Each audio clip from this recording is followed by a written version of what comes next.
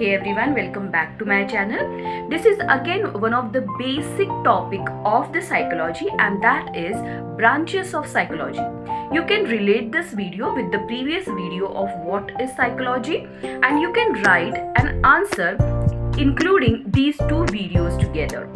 So this is one of the most frequently asked about psychology. We are talking about human and animal behavior and their mindsets. So where you need help from human at all those fields, you need to understand psychology of people.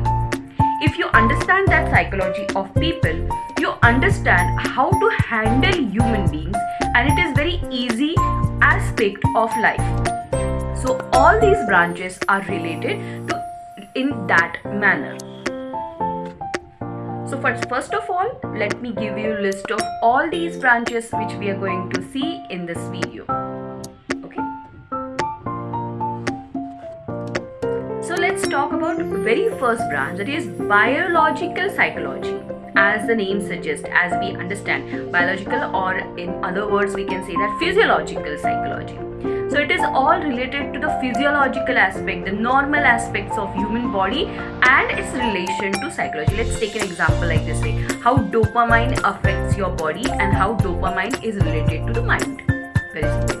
Whenever there is some kind of emotional trouble, why there is increased in heartbeat? Very simple. We know these answers, but yes, this aspect of psychology is called biological psychology, and this is a very essential part for learning a basics of human anatomy or physiology. As you understand, this branch is biological psychology. Now comes the second branch, that is developmental psychology. Now, this is something very interesting which is called developmental psychology. Of course, as the word suggests, developmental, it means you are talking about a psychological phenomena right from the birth to the old age. So there are different aspects of psychology in all these terms. How there is an infant who is having trouble with the emotional issues, like the same way how there is an elder who is also troubling with the emotional things. So why there is an infant who is not having fear for insects, and why this fear develops as the age grows up. So all these things are related to developmental psychology, and this is the second branch of psychology, developmental one. Here comes the third branch of psychology, which is called social psychology. This is a very interesting one, because the person who is behaving in a particular way when that person is alone, he won't behave in the similar manner when he is in a group or when he is in a society. So why does this happen? How the psychology is developed? When people are in a particular group, why they try to behave like a group in total and not like an individual? Examples are like why there is a peer pressure on teenagers, why there is some kind of groups behave in a particular manner, kind of thing. So this is a third branch of psychology which we call social psychology. Now comes the fourth branch of psychology, that is cognitive psychology. Nowadays people are working on this cognitive psychology because there is many things which they consider that should be designed in a way that it will be helpful for the students, because cognitive psychology includes memory, decision making, problem solving techniques and many other things. So if a person will get good hold on all these cognitive processes, it will be helpful for his future also.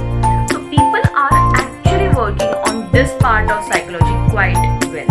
So things come under this psychology, why we forget things, why there are special things which we remember forever, why there are few things where if a problem is given with a certain manner, it will get solved in an easier way. These kind of things comes under this branch. Now comes the fifth branch of psychology, and that is clinical psychology. Please understand, students, this part very well. Whenever we people talk about psychology, they think about only this branch, and this branch is related to a medical aspect like psychiatry. this branch deals with mental disorders.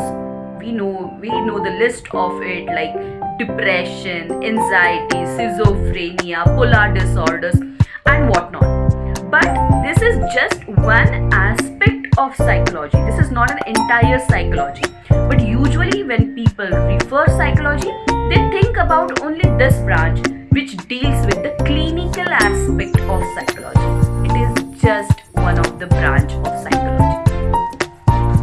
Next branch of psychology is industrial psychology. As the name suggests, this kind of psychology is dealt with industrial aspect.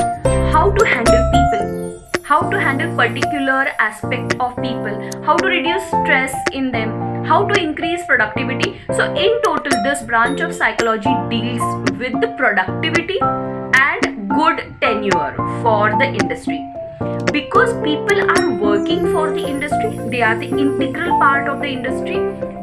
Their psychology and this maintenance is quite essential.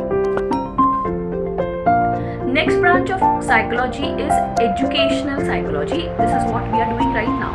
Understanding psychology along with psychology of students, why some students behave in a particular manner, how there should be a treatment for student inside the classroom, what a teacher can do to improve the working of students. Like this way comes under educational psychology.